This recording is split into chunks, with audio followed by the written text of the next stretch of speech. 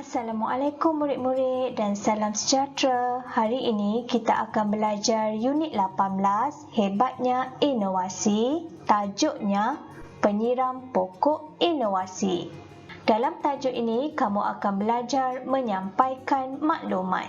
Sebelum itu, mari kita lihat objektif pada hari ini. Pada akhir pengajaran dan pembelajaran, murid dapat yang pertama, menyampaikan maklumat menggunakan penanda wacana berdasarkan bahan yang diberikan.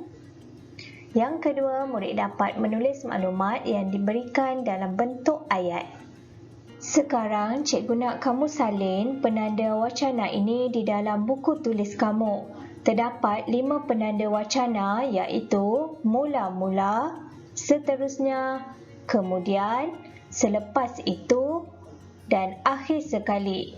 Penanda wacana ini akan digunakan semasa kamu menyampaikan maklumat. Sekarang, kamu boleh buka buku teks Bahasa Melayu muka surat 109. Dalam muka surat ini, kamu akan belajar tajuknya Penyiram Pokok Inovasi. Aktiviti yang akan kamu lakukan adalah menyampaikan maklumat berdasarkan gambar. Kawan-kawan, marilah kita membuat penyiram pokok inovasi. Cara membuatnya sungguh mudah. Mula-mula, sediakan. Di sini diberikan 5 langkah untuk membuat penyiram pokok inovasi, iaitu yang pertama, botol plastik, tebuk lubang, isikan air dan tutup botol, benamkan di dalam tanah, tanah akan menyerap air, dan pacakkan kayu kecil dan ikat botol itu. Untuk kamu menyampaikan maklumat, kamu perlu menggunakan penanda wacana yang telah cikgu ajarkan sebentar tadi. Permulaan ayatnya, kamu hendaklah menggunakan penanda wacana mula-mula. Mula-mula, sediakan botol plastik. Sambung maklumat ini menggunakan penanda wacana seterusnya.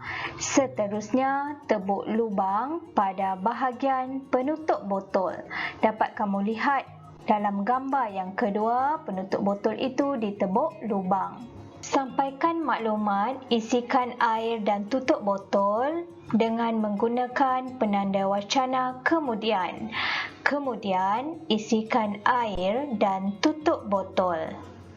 Gunakan penanda wacana selepas itu untuk menggabungkan maklumat yang keempat. Selepas itu, benamkan di dalam tanah.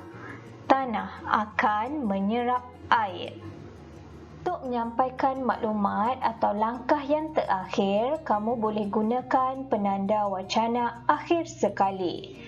Contohnya, akhir sekali, pacakkan kayu kecil dan ikat botol itu. Sekarang, cikgu akan bimbing kamu untuk sampaikan maklumat tentang cara membuat penyiram pokok inovasi. Mula-mula, sediakan botol plastik. Seterusnya, tebuk lubang pada bahagian penutup botol. Kemudian, isikan air dan tutup botol. Selepas itu, benamkan di dalam tanah. Tanah akan menyerap air. Akhir sekali, pacakkan kayu kecil dan ikat botol itu. Seterusnya, kamu perlu buka buku aktiviti Bahasa Melayu jilid 2 muka surat 35. Tugasan kamu perlu sampaikan maklumat tentang cara membuat penapis air. Diberikan 5 maklumat di sini. Cikgu nak kamu binakan karangan ringkas menggunakan penanda wacana yang telah kita belajar tadi. Ada 5. Mula-mula, seterusnya, kemudian, selepas itu dan akhir sekali untuk menyambung atau menyampaikan maklumat tentang cara membuat penapis air. Di sini cikgu berikan contoh. Mula-mula, masukkan arang di lapisan bawah.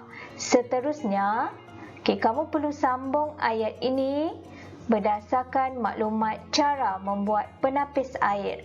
Jangan lupa gunakan penanda wacana yang telah cikgu ajarkan sebentar tadi.